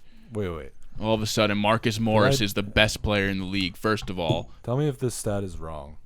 You have such a everyone hates us attitude, dude. Because they do. That's a fact. It's such a victim card that you play, and no one doubts the Lakers' talent, though. No one doubts LeBron and AD. They have the best odds to win the finals. Do they really? I'm pretty sure. Yeah. But they're the best team in the NBA. Okay, because smart people know that, but also, all the fans don't. What I'll say about the Lakers, I heard this after last night's game. I think their record against Western Conference teams on teams in the top 8 seeds in the Western Conference on the road is 18-0 or something. I think they've won 16 straight against Western Conference. It's dumb. 16 straight against Western Conference teams on the road. That's sick. Yeah. And I think that's a testament to their defense. The defense always travels in every sport pretty much. They're probably the best defensive team in the league. One of them. Yeah. I think the only thing with them that's making me a little bit question is are these older players gonna have what it takes to is Dwight Howard gonna be as good in game 90, 95? I don't know. I just think that people's mindsets right now, it's the Lakers or the Clippers in the West. That's it. And some people think Lakers and some people think Clippers, and both of them are fine. It's up for debate. They're both rational arguments to be made there. They are. Anybody who doesn't think the Lakers are going to make the finals doesn't mean that they just hate the Lakers and think Marcus Morris is the best player in the NBA. Should I see sometime? No. Okay. Yeah, you search. You probably seek out just absurd Reddit comments read to everywhere, piss you off, where but someone is everyone just literally crying okay. and telling them to end the season I was literally now. attacked because the Clippers got Marcus Morris. Literally attacked. Look, the Lakers could have used him probably. He's not. But he's not a but everyone's difference maker. they should have done. They were asking for Kuzma, Green, Boogie, and Boogie doesn't play, and Bradley. Boogie. Is that worth Marcus Morris? Kuzma, the Green, Knicks and asked Bradley. for 4 players Yes. for Marcus Morris. Yep. I don't believe that. That's what the report was. I mean, that's the report. Show me that. Don't show me it now, but I want to see that after the show. I don't believe that. They wanted multiple. Would that have been that bad of a trade? He's not that. All right, Green, Bradley, and Kuzma are like Cousins doesn't play, but like those You're like gonna decimate your depth for Marcus Morris. But like that's the thing. Yeah, you're right. Why all of a sudden he's the greatest let me- ever? If you get Marcus Morris, you're over the top. Segue. He's a we good, can continue good piece this conversation. for a contender to add. Yeah, but he's Let's- everyone thinks he like everyone thinks he like is this 20 point per game scorer that the Clippers added to their already Kawhi, Paul George, and Lou Williams, whatever. But he's not that. He just was on the Knicks. Let me get this question in here. It's the that's same true. conversation, but Zach Benaharan asked, "How do you feel about the Lakers not making any moves at the deadline?" So because this was basically what it was: Marcus Morris to the Lakers or the Clippers. Okay. I agree with you. I don't think Marcus Morris moves the needle, but people, they really love it. Okay. No, it was he's good. He was a good pickup for the Clippers. He's better than Mo Harkless. What a terrible trade for Yeah. the Knicks. He getting Why? They They got a didn't get first-round anything. pick for nothing. The Clippers' first-round pick? Yeah, and Mo Harkless. They just acquired a first-round pick. What do they need Marcus Morris for? Good trade. No. They just didn't get what he's worth. They got him for like He's I worth think a they got him for first-round more pick. than he's worth. Yeah. He's not. If he was a normal Marcus Morris year, he would be not even yeah, but traded. And they'd be I no. struggle to think that they couldn't have got a better return for him. That's Maybe. my take. Why wouldn't they have? Like That was the market. because they're the Knicks and they make bad trades. What kind of question I is think that? that they were leveraging Morris. It was Lakers and Clippers bidding war for him. It's what it sounded like. And the Clippers threw out the first-round pick. You get a first-round pick for him, it's fine. I mean, what else do you want? To answer the question, thank you, Zach, by the way. I know it's like very flashy and nice to see your team make a move, make a little change in a shakeup, but if their only option was to trade all those players, like we just mentioned, Kuzma, Bradley, and Green for Marcus Morris, you don't do that, and they don't really have the pieces to make a trade anyway, because they traded them all for Anthony Davis. So people who are expecting like all these moves at the deadline, like we should get Derrick Rose and Bogdanovich and this and that. It's like, all right, you're really just you don't understand how it works. Yeah, that's not how it works. You have to match salaries, like whatever. Like everyone's like Kuzma for Bogdanovich. It's like, okay, he makes $12 million more. Where do you get the rest? That's the rest of the team. Like, I'd like to go back on like previous seasons, at least in recent memory, and see how teams fare when they don't make a big move at the deadline. Think about it. That's a good point. Not a lot of teams, though, did make a move. And Bucks, it didn't Sixers, matter the for Heat years did. because it was going to be Cavs Warriors finals no matter That's what. true. So it didn't Any matter. team that Did the wasn't the Raptors? Cavs or Warriors, Who they did- got Marcus Gasol at the deadline. and won the title. And They he won the was title huge because for everyone them. on the Warriors got hurt. Still made it to the finals. No, that was huge. No, that was a great trade, but that's not just to. Since we're talking about it, that's not Marcus Morris to the Clippers. No. Like, And like Marcus Morris on the Lakers, if you were to trade Kuzma for him, straight up, then it's fine. I mean, it's fine. It's just like it's the same thing. Yeah. On a given night, both of them can have a 20-point game. I guess Morris might play better defense. He's just a veteran who probably Yeah. knows, like, it's just a little more. But it just it Yes. didn't matter. Like it wasn't necessary Exactly. to mess with the chemistry. I feel like, and I don't think Marcus Morris really does anything for the Clippers. He's a guy who like he just sometimes he takes a ball and just like he's a ball hog. Sometimes he And takes he's- shots he shouldn't be taking. He doesn't move or facilitate or like do anything. He does That's- just what that's like not true. Kawhi and Paul George do, but he's not as good as them. He plays within the. I think he plays within. He's the gonna offense play well. a completely different role. He shoots. But he has to accept that. Doesn't role. he shoot a nice Exactly. three ball? Yeah, he's a good shooter. He is a good shooter. He's always He been. did this shit with the Celtics too when he was there. Like he just gets. He's He one of was those good guys. for them in the playoffs. But he's one of those guys where in crunch time he thinks he's better than he is, and he tries to take shots that he shouldn't be taking. He's like Jay Crowder does like the same shit. That sounds like a perfect match for LeBron and AD. Why? Somebody who shouldn't be shooting? If anyone's gonna put him in his place, it's LeBron. Yeah, I guess so. But it's like he's gonna be taking shots from Kawhi and Paul George that they should be taking because he always does that. LeBron gets that. That's another buy-in. thing. What'd you say? LeBron, I feel like we've seen time and time again guys like this who like J.R. Smith, for example, like takes a lot of shots, blah, blah, blah, but like when you put him with LeBron, LeBron's like, this is your role now, and you better play it or I will trade you. And also another thing that pisses me off, I'm sorry, GM. they have another body to throw at LeBron. It's like, come on. Really? Like Marcus Morris throwing him at LeBron, it's really like going to tire him out. He's going to be LeBron James. He's not going to guard LeBron. Yeah, if he does, he'll score 40. Just like, Kawhi's not guarding me this time? Nobody's Nice. going to lock down LeBron James, but in the playoffs, you need to be able to throw multiple fresh bodies at him. Kawhi and George. But they could have done that with Mo Harkless, who's probably a better defender than Marcus Morris anyway. Really? Kawhi and Paul George are going to be on LeBron 95% of possessions anyway. In the playoff? No. Yeah. Who's They're going to rotate on him. Yeah, it's going to be one of the two. It's not just going to be Unless that LeBron especially will get in the the matchup playoffs he when wants. Kawhi and Paul George need to be scoring points. LeBron will be on Kawhi. He's always been on. Kawhi will be on LeBron. He's always beat him up when they play each other. Most possessions, 95%. Yeah. I don't know about that. I think when you it's need not to Kawhi, you need to be it'll able to George. throw. Who's In going to the- guard in the AD? In the playoffs, you No need to one. be able to throw like 3, 4, 5 bodies at someone. But Marcus Morris is LeBron will see fucking red when Marcus Morris is guarding him. He'll just He's take not him a to the bad rim. defender. No, but LeBron. I think it's a whole I lot think of you nothing. guys are under. I think it was a very good pickup for the Clippers. No, it was good. I'm not.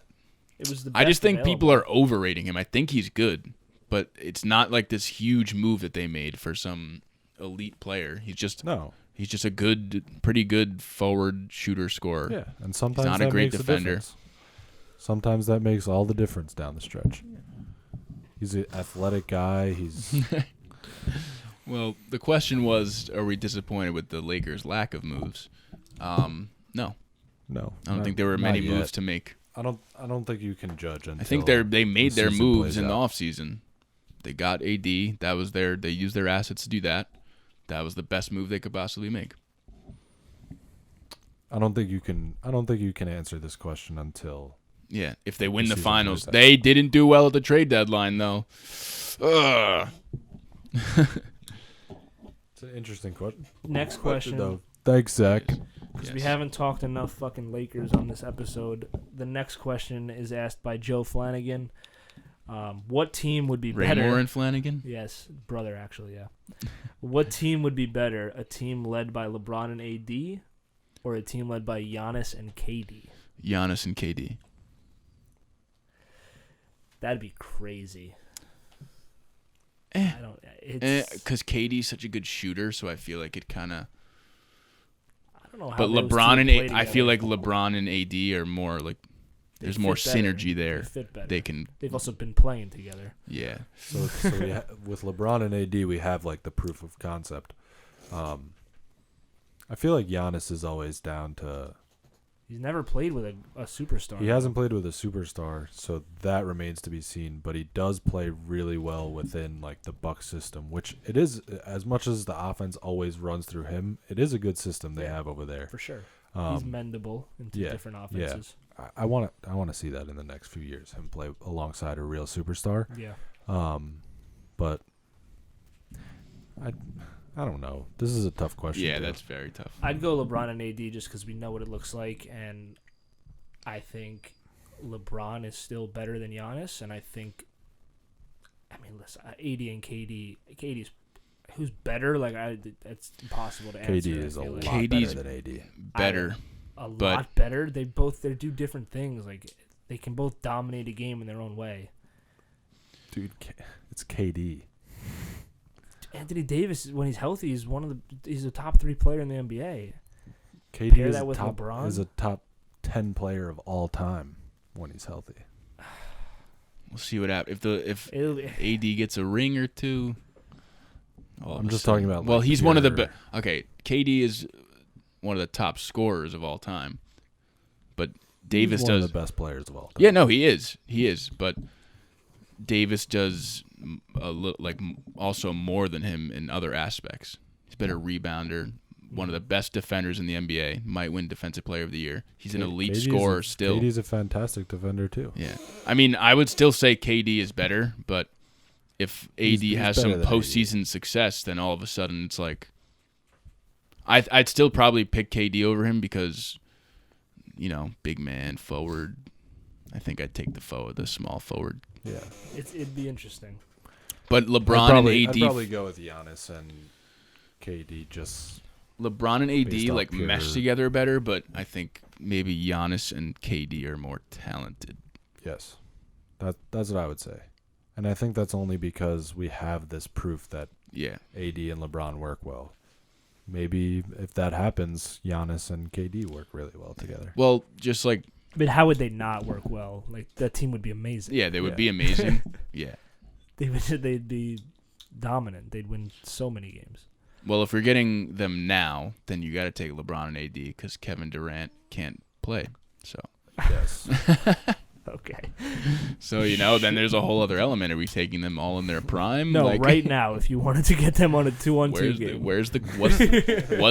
Are we getting them all in their prime? Because then I'd go LeBron and AD. Because LeBron in his absolute prime, take him over anyone. Okay, Yeah. Next question. Let's move it along. What's our run time right now? Oh, we're long. We're at an hour 48. We have so many questions left. I don't think we should answer all of them. No.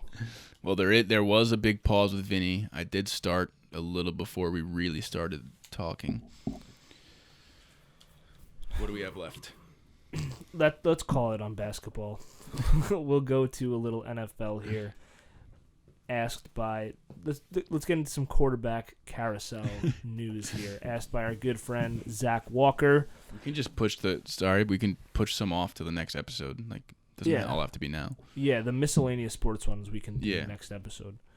But Zach Walker, aka Tennessee, asked a couple players. Matt Storty asked me a question about where Phillip Rivers is going to go. Nick Grunwald asked about Cam Newton's future. AJ Espinosa and his obsession with Nick Foles asked where Nick Foles is going to play next year. But we'll jump into it. As far as quarterbacks go, obviously, we'll start with Phillip Rivers since it's official that he's not returning to the Chargers. I know, Richard, what do you think? You're big on the Colts for this guy, Phillip Rivers? I think it'd be a good fit for him. He spent all these years on the Chargers with one of the worst O-lines in the league, at least from what you've always told me. It always seems like this guy can't get any protection. Mm-hmm. Goes to the Colts, pretty good head coach, a good running back, one of the best offensive lines in the league, who just lost last year their franchise quarterback. Maybe that's a good spot for him to, at least he knows he'll be on his feet throwing the ball. They could use some more weapons in the passing game, but they just seem like a team that is ready to kind of contend now, and they could use that more proven veteran as opposed to Brissett or drafting a rookie and then, trying to start winning with a young player like that. But he could also fit in like Tampa Bay. I mean, you were saying like Florida teams maybe. He moved to Florida, so that's would make more sense. I think Tennessee would be an interesting spot for him if they don't want to go with Tannehill. For the Colts, I feel like the Colts is the best scenario for Phillip Rivers. I don't know if the Colts, if it's in their best interest to bring on an old quarterback like that. They're a young team. They have a great offensive line. They could compete in that division. That's always like a carousel every year. It's like up and down. But I would think that they would want to go a little bit younger. Build maybe you bring in Rivers for a year and draft a guy, and while you have this team that you can compete with, you have someone that can like allow you to compete. And I mean, maybe Rivers is over. He probably is over the hill, but definitely, maybe it was also a case. The fuck you just said? It could have also been a case of he just wasn't in the best situation. Yeah, I think it's. Excuse me. There's no avenue to go there. It's either way, it's bad. Yeah. I think it's a little bit of both with Rivers. Obviously, that offensive line was terrible, but he also Can't believe they just never fixed it. For years. for so long. The most immobile quarterback in the league. Yeah. It's fuck it. But he also seems to have taken a step back. He didn't look nearly as good as he normally does last year. So for Phillip Rivers, I think he's got to go somewhere with a good offensive line. So Colts make sense. I think he should retire. I really think he should just retire. No shame in that. Just I get mean, he's out. not going and winning a Super Bowl elsewhere. Just let it go. Get home to your kids. They miss you. All of them. His He probably 11. doesn't even know his youngest kids' names. He's How never about the there. Bears? How do you remember them all? Yeah, it's ridiculous. He can't have a strong relationship with all of them.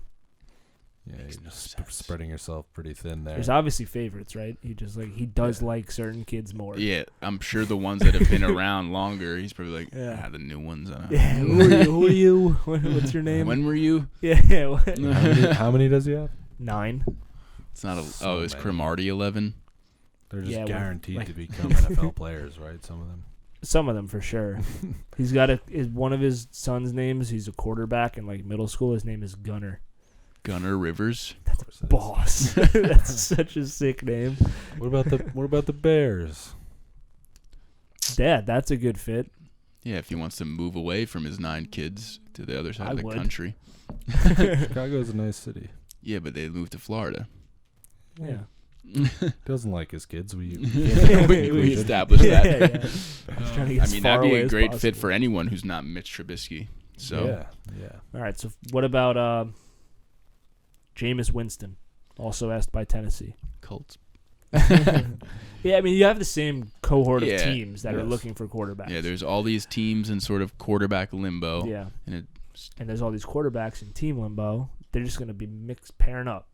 Who's going to land where? You think Jameis will start somewhere? Yeah. I think he will. I think I said Is this he before. definitely leaving? No, the that's the Bucs? thing. He's a free agent. They want to bring him back. I'm sure he would come back. I would say he ends up back with the Bucks. Yeah, I would say If I so had to too. Predict. Or the Pats. Well, he finally can That would see. be insane. If you guys Yeah, saw. how do you get LASIK eye surgery 6 years into your Apparently, career? they say you shouldn't get it until your mid-20s. I know people who have gotten it. Dumb. 7-year-olds. And LASIK eyes, that just means he doesn't have to wear corrective lensing. He didn't wear anymore. contacts or anything. He literally is he the couldn't see. Stupidest person of all time. Dude, they called him Jameis Squinston. I swear to God, I was reading all this shit that it's known that he's he can't Yeah, see. I know that it's a narrative that he does squint like that. I've seen him. After he throws a pick, he's just looking up into the sun. Wait, Well, maybe he that's a shouldn't do that. confirmed thing that he didn't wear contacts. Yes, he Jameis wouldn't wear them. Winston. That's a great fucking name. Squinston. Yeah, that's so good. Why wouldn't the team be like, you have to? Maybe he Some was people uncomfortable. you can't get them. Well, I'm sure he could because he's an NFL player, They're but What if he's expensive. like, oh, No, they don't- I don't like touching my eyeballs. you have to they don't let you have them unless you can put them in. Maybe he What does didn't. that mean? When I got them, I'm also I not the would quarterback say, of the alright. Bucks, but they were you can't leave and get contacts until you put them both in your Why? eye and then take them out because they Why? can't just give you contacts. You don't have to put them in. You're Why an not? NFL quarterback. You'll Learn figure it how out. to do it. You have to watch you put in contacts. If Like I'm it's some Bruce big Arians, deal? I say, Well, I'm you saying- sit down an hour before bed every night and you practice putting in your You're contacts. not leaving. Well, until he you do it. didn't, and he couldn't see apparently. Yeah, I dude, saw he it. was throwing- Dude, did This- you guys we read were that just talking thread I about sent the you? media making shit up. Made up. No, Made up. That he doesn't wear contacts. was You literally can't have bad couldn't look- vision and play quarterback. Maybe it was in the just NFL. contacts. If weren't a that's thing. true, He couldn't do if it. that's true, I'm telling and you. he threw for Why would he however get many yards he LASIK? did. Because that's just correcting the eyeball. So you don't I'm have to telling wear you. contacts. I mean, why would he be squinting? Winston Yeah, why would he be I squinsting don't know, I everywhere? squint sometimes. Yeah, because you with your can't see. contacts in. Yes, Well, then you When need I'm new like- ones. What do you mean? I'm staring at a computer screen all day. Well, that's different. That's irritating your eyes. He's looking downfield. You should. He He's throws. squinting, literally, trying to look in the distance. That makes sense. Why he threw 10 interceptions to linebackers, who he literally probably just did not see over the middle of the field. Dude, That there were was- so many funny. Did you read that thread at The all? joke literally writes itself with that. Dude, it was from That is just 30-30 to hard. 20-20. Yeah, it's incredible. That is so It's so, ridiculous like, that it's it's an completely Onion headline. unbelievable. It's an Onion headline. It's just like, of course he Yeah. can't see, and he's throwing 30 interceptions. And absurd. no one thought that this needs to be fixed. But yeah, I think we agree. He'll go back to Tampa unless Bill Belichick gets his hands on those eyes. That would be scary. It's like so many things can be saved by just getting a pair of contacts. Where does Nick your Foles- career, the Buccaneers season? Where does Nick Foles ends up? But are we gonna is it really because he couldn't see that well? Yeah. I would imagine it's a problem if you're a quarterback and you have bad eyesight. I've read that he didn't have contacts, so I'm thinking he was just throwing That up is prayers. just the most. But like, what absurd now that he thing can I've heard see, in what's a gonna long happen? Is he going to be the greatest Yeah. ever? I hope it happens just so I can laugh. It'd be so funny. That is just. I can't believe it. I'm in shock. Nick Foles, where does he end up? AJ Fucking- Espinosa. On the bench. He'll be a backup somewhere. He's not getting a starting job. Big Dick Nick. He'll get traded to. Yeah, well, he sucks. He'll get traded to like They'll trade the him. Panthers. They can move that contract. You think? They can't cut him. And they might have to just eat it, because who's taking Nick Foles' $40 million deal, or 50, whatever? So it then is. they might as well just keep him then. Yeah. I think a lot of these quarterbacks are going to end up staying put. Cam Newton, Nick Grunwald asked. He's a Panthers fan. What's up with Cam? Is he gonna stay? Get traded? Request a trade? I think he's gonna get traded. They have a new owner, a new head coach. I think that they're looking to change up the look of what the team has been the past couple of years. We talked about this. They're so inconsistent. I think that it's time for a change there. They have the 7th overall pick. Bring in some new guy, change the identity of the team, and trade Cam Newton to the Chargers for a 5th-round pick, please. For a 5th. Anything, please. I would love to take Cam Newton on the Chargers. And draft Tua. No. Draft an offensive lineman. Just get Cam in the building. Cam Newton, you Tyrod really Taylor. want- They run the same style offense. Build the whole team around that. Tyrod Taylor? If I'm a Oh, you're team, I'm saying- very hesitant to trade for Cam Newton. What do you think is going to happen with Cam? I said that the Chargers should trade for him. That'd be sick. Oh, it'd be Are so. they gonna trade for him, or can he be cut? I don't. Yeah, he can be, but I mean, But what are the Panthers gonna do if they don't have him? Herbert. They have the 7th overall pick. Will Greer. Aren't the He's Chargers bad. gonna pick him? No, I think that no. They're going to take Cam Newton, and they're going to draft an offensive lineman, trade Cam for like a 2nd-round pick, or next year. They're not going to – Cam's not worth number 6 overall. But I think he's going to play it for the Chargers. Wait, can I? This is going back to the Winston thing for 1 second. Okay. This is funny. It said Jameis has LASIK surgery and also surgery to repair torn knee ligament. Someone writes, "The fuck? When did he tear a knee ligament?" Someone writes, "Seems more notable that he couldn't see until now." Well, he had a knee issue? I don't know. The guy's a warrior. Give a Yeah. guy going out there blind on one leg and just slinging it. Patchy the Pirate. He just guy doesn't care. He's a Make Buccaneer. Tampa. Yeah. Okay. Cam Newton. Colts. You fucking love the Colts, don't Because you? they have a good O-line, so anyone should go there. No, that'd be cool if he went to the Chargers. Do they have the draft Jaguars. capital to? Yeah. They have GOAT. So they're gonna could get definitely have make Cam Newton, Gardner Minshew, and Nick Yes, Foles, one of them will pan out. or they trade Gardner Minshew for Cam Newton. That'd be stupid. That would be absolutely stupid. But why not? So they have the draft capital to make that trade. The Chargers. Why not? What's it gonna take? Yeah, I Yeah. guess a 2nd rounder for Cam Newton. They're definitely in a win now mode. So Yeah, it'd be better that way. Draft an offensive lineman. 2nd rounder? Yeah, he's not worth the 6th overall pick. No. I wouldn't do that, I'm saying. You wouldn't give up a 2nd rounder for Cam Newton? He's just like in shambles right now. He's a But he lifeless body. my take on Cam is it looked like for years now. Can you leave my mic alone? For years, it looked like he was battling through injuries, and he didn't miss games. He missed like one game over like the past 4 years. He would always go out there not healthy and try to play. Now he has over a full year off to really just fix everything. I think as long as all of that is corrected, which you're off for so long rehabbing, if you're able to just stay healthy now. But I isn't think he he's gonna not be even Cam healthy Newton. right now? What do you mean? The GM keeps saying, like, it depends on his health, what we do. They keep saying they don't know if he's healthy? I think he's off. He's been out for the year. Yeah, you got to just wonder how much all these injuries have taken a toll on him. Yeah, and I see your point that, like, maybe he took some time off, got it under wraps. Just a break. But I don't know. If his medicals look good, you have to obviously figure it out. Yeah. But I would take him on the Chargers. Yeah, no. If he's a walking injury. If he's okay. But if the GM was saying they don't know what they're doing because they need to be fully updated on his health and all that and, like, see where he's at. Interesting. Which is very, very responsible. Yeah. All right, that puts a bow on it for football. You have more? Should we push the rest of the next episode, you think? We could. Yeah, we could. These are just miscellaneous sport. They're random sports questions, so I guess they could wait. Yeah. I think we should. I'm fine with that. All right. I'm well. fucking tired. Yeah, it is late. Too. This has been one of our longest episodes ever, honestly.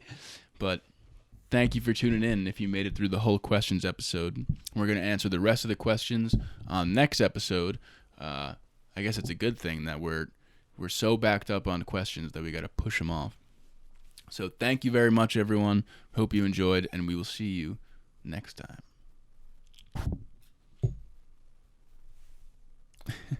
Peace.